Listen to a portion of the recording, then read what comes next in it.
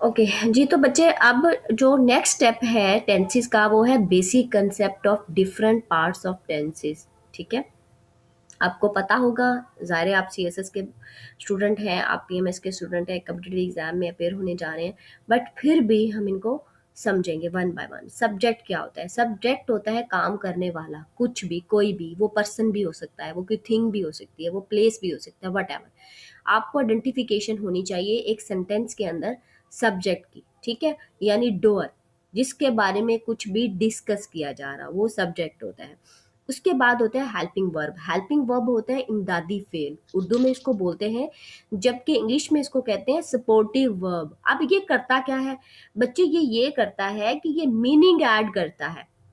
जैसे हम सपोज कर लेते हैं कि प्रेजेंट कंटिन्यूज है। अब प्रेजेंट कंटिन्यूज का हमें कैसे पता चलेगा कि प्रेजेंट कंटिन्यूज है? अगर तो वो उर्दू में है तो कर रही है या कर रहा है, तो फिर अंडरस्टूड है। हमें उसमें उसको जब ट्रांसलेट करेंगे उर्दू टू इनटू इंग्लिश, तो हमें हेल्पिंग वर्ब तो लगाना पड़ेगा। अब हेल्पिंग वर्ब क्या है? ये आइडेंटिफिकेशन है, ये मीनिंग ऐड कर रहा है कि कोई भी काम प्रेजेंट के अंदर एक जो सिचुएशन है, जो स्पीकर है वो बता रहा है at the time of speaking, like जो काम ऐसा था जो वो करते बताते हुए कर रहा था, उसमें जो है वो इज एम आर लगता है। तो ये जो इज एम आर है, ये एक स्पोर्टिव वर्ब है जो कि टेंस की आइडेंटिफिकेशन के लिए यूज होता है। ठीक है, उसके बाद है वर्ब। वर्ब होता है काम। ये जी। बड़ा इंपॉर्टेंट सेगमेंट होता है, इसके बगैर कोई भी सेंटेंस कंप्लीट नहीं होता। अंडरस्टूड है? जो है वो कोई भी सेंटेंस होगा उसमें वर्ब जो है इंपॉर्टेंट जो है वो एक रोल प्ले करता है।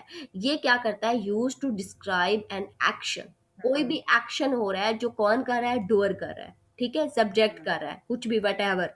ठीक है, तो उसको जो डिस्क्राइब करती है चीज, एक्शन को, दैट इज कॉल्ड वर्ब। उसके बाद है प्रेपोजिशन। वैसे तो हम पार्ट्स ऑफ स्पीच के अंदर इसको बच्चे डिटेल में इंशाल्लाह समझेंगे, बट प्रेपोजिशन सेंटेंस के अंदर होती है इन, फ्रॉम, टू। जैसे लाइक है कि I am going to school, एक कॉमन सा सेंटेंस है। ठीक है, मोस्टली यूज किया जाता है, I am going to school.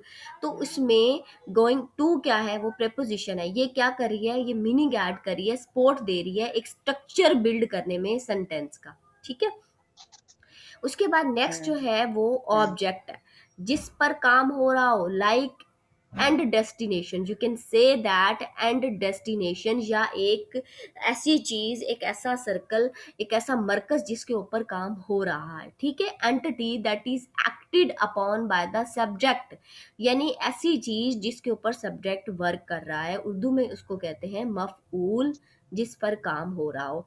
ये नीचे एग्जाम्पल दी हुई है कि she is going to school, common सा है। अब इसमें शी क्या है? सब्जेक्ट है, बिकॉज शी जो है वो वैसे प्रोनाउन है। यहाँ पे आयशा भी आ सकता था, यहाँ पे जहरा भी आ सकता था, यहाँ पे आर्यन भी जी। आ सकता था। ठीक है, उसके बाद इज क्या है? हेल्पिंग वर्ब है। ठीक है, अब इज क्या बता रहा है? कि ये प्रेजेंट कॉन्टिन्यूस सेंटेंस का टेंस का सेंटेंस है। ठीक है, उसके बाद गो जो है वो वर्ब है, जाना।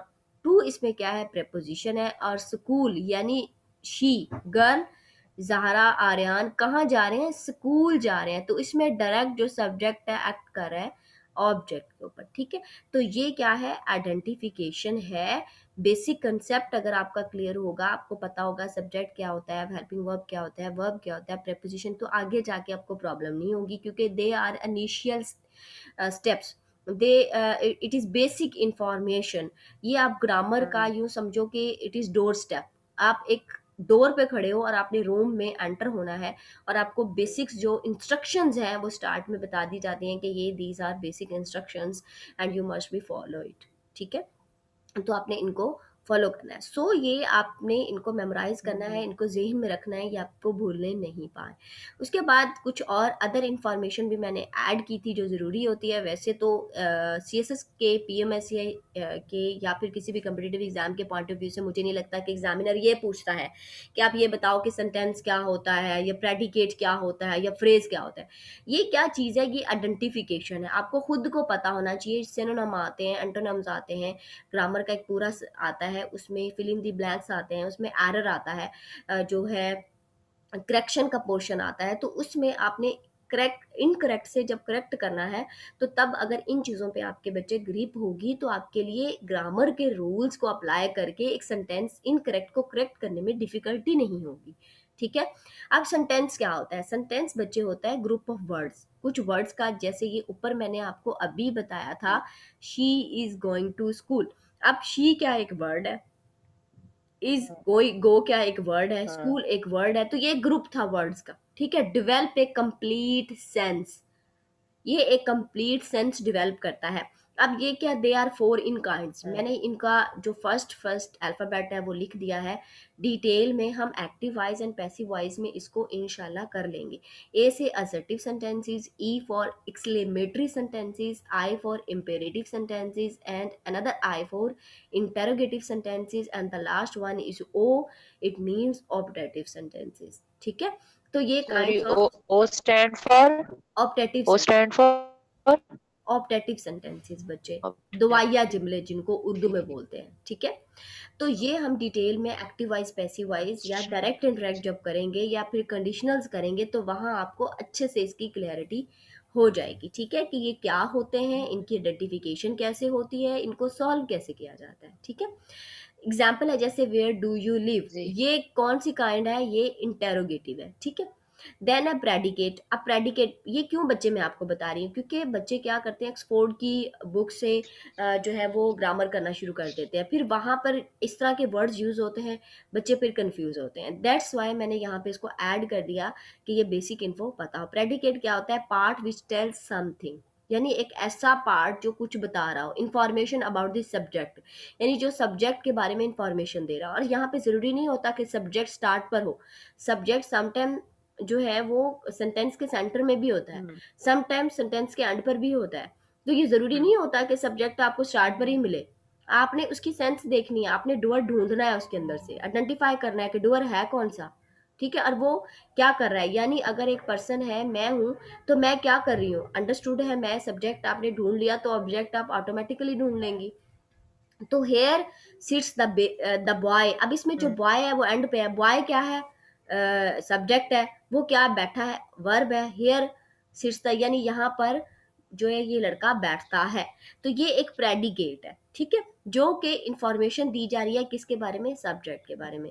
उसके बाद व्हाट अबाउट फ्रेज, फ्रेज क्या होता है, फ्रेज होता है इट हम्म। मेक सेंस, ये एक सेंस तो बनाता है बट नॉट कंप्लीट सेंस, लेकिन एक कंप्लीट सेंस नहीं बनाता, जिस तरह से एक सेंटेंस हम्म। कंप्लीट सेंस बनाता है। Does not contain a subject and verb, sometime ऐसे होता है कि इसमें जो है वो सब्जेक्ट भी मिसिंग होता है, वर्ब भी मिसिंग होता है। जैसे फ्राइडे बिकम्स ए कूल, अब फ्राइडे को ये तो नहीं कहेंगे कि फ्राइडे सब्जेक्ट है। ठीक है। अब इसमें वर्ब मिसिंग है कि फ्राइडे क्या कर रहा है, हम्म। Friday is not a name of any hmm. Person. ठीक है। तो इसमें आप ये कह सकते हो कि सब्जेक्ट हम्म। वर्ब दोनों मिसिंग है। तो ये एक फ्रेज है। ठीक है, ये सेंस तो बनाता है, मतलब Friday becomes a hmm. Cool, like इसमें आपको समझ तो आ रही है कि क्या कहा जा रहा है, लेकिन कंप्लीट सेंस नहीं है। जैसे ऊपर है वेयर डू यू लिव, अब इसमें हम्म। सब्जेक्ट भी है, इसमें वर्ब भी है, इसमें ऑब्जेक्ट भी है। ठीक है। तो ये बेसिक जो इंफॉर्मेशन थी बच्चे, हम्म। जो कि फर्स्ट स्टेप की थी, हमने हम्म। इसका फर्स्ट स्टेप क्लियर कर लिया, जो मैंने लास्ट आपको बताया था टेंस स्टार्ट करने से पहले, कि basic understanding of each tense, इसमें सॉरी स्टेप्स की, इसमें मैंने इसको यहाँ पर ऐड नहीं किया, पर बेसिक जो है वो इंफॉर्मेशन हम अगले स्टेप पे करेंगे। और उसके बाद अरेंजमेंट और ऑर्डर साथ साथ आपका कवर होता चला जाएगा, और हेल्पिंग वर्ब भी और फॉर्म ऑफ वर्ब भी मैं आपको साथ साथ बताती चली जाऊंगी। ठीक है। यहाँ तक बच्चे, अगर आपका कोई क्वेश्चन है तो आप मुझे जी। बताइए। नेक्स्ट जो है इंशाल्लाह हम अगला स्टेप कवर करते हैं, जो कि स्टार्ट हो रहा है प्रेजेंट हम्म। टेंस से, बिकॉज हमने बेसिक इंफॉर्मेशन इसकी कवर कर ली है। मैंने आपको पिछले स्टेप में बता दिया है हम्म। उसकी आउटलाइंस या टेंसेस का ओवरऑल क्या स्ट्रक्चर होता है। और अब बाकायदा थॉरोली हम प्रेजेंट टेंसेस का स्टार्ट लेंगे, देन हम पास्ट टेंस पे जाएंगे एंड देन हम फ्यूचर टेंस पे जाएंगे। ठीक है। तो यहाँ तक बच्चे, अगर आपका कोई क्वेश्चन है तो आप मेरे से ठीक पूछ है। सकते हैं।